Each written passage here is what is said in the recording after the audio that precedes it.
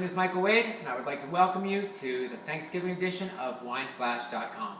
Almost everything you need to know about this holiday is just right there in the name. It's about giving thanks. It's about finding things in life that we're happy about.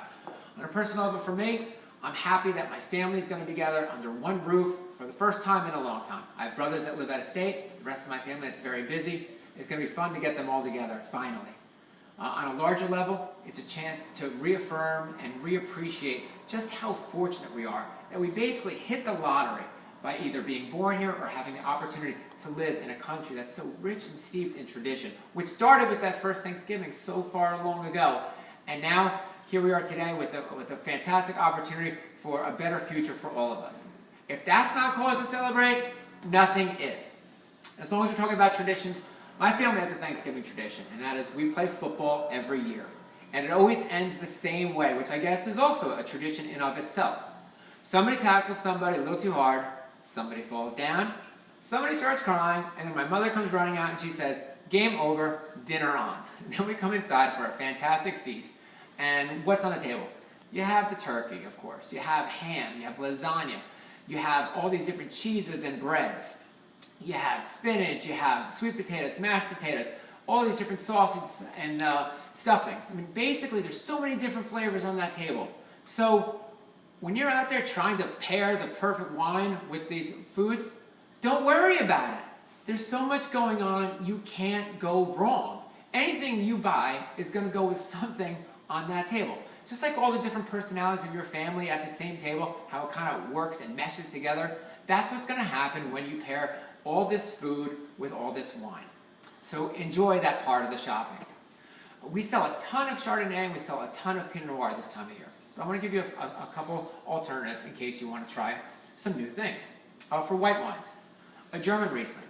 They're known for having beautiful acidity and a hint of sweetness. The sweetness is great because you have a lot of salt in the foods on the table, especially if you're serving ham. And so it's a perfect complement to it. A Gewürztraminer, which I prefer gourds from the Alsace region of France, and they've been making it for thousands of years, so they know what they're doing. It has a zestiness to it, it has a spiciness to it, and it has wonderful texture. But I want you to remember this lesser-known grape called Viognier. It's a personal favorite of mine, and the aroma alone is worth the entire price of the bottle. When you open it up, it's as if you just stepped into a flower shop. It is that pretty. And then the flavors that you get, peaches, pears, apricots. For me, I always conjures up the image of, that Thanksgiving picture of the cornucopia that's overflowing with fruit, all the different images. That's what a Viognier represents to me. It's basically Thanksgiving in a bottle. For red wines, it's just as easy to pair the reds because all the flavors on the table. You just have to remember two things. You want a lot of fruit in your wine, and you want soft tannins. The reason why you need soft tannins is tannins have the ability to dry out your mouth. You want to know what else has the ability to dry out your mouth? Turkey. Forget the skin, the caramelized skin, which we all love. Turkey by itself as a meat is a little dry. So if you have a dry wine with a very dry meat, it's just a little too much. You need something that's fruit-driven, like an Australian Shiraz. Or, since this is an all-American holiday, let's go with the all-American grape of a Zinfandel. I prefer the regions of Lodi and Dry Creek. They have soft tannins in there, and it's a giant fruit bomb with peppery taste, which means it's going to go with almost anything on that table. Another fun alternative would be an Argentinian Malbec. Argentinians eat more meat pound for pound than anywhere else on the planet.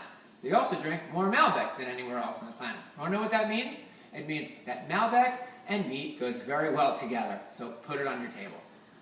All of these wines are going to find their way onto my Thanksgiving spread. But you want to know what's going to be in my hand? Well, what's normally in my hands, and that's going to be champagne. And because two reasons for it. One, champagne to me is the most versatile wine out there. It goes with everything. It's that simple. And number two, Thanksgiving is a celebration. Enjoy your friends, enjoy your family, enjoy the time that you get to be together. And so you should pop that cork and have those bubbles right in your glass.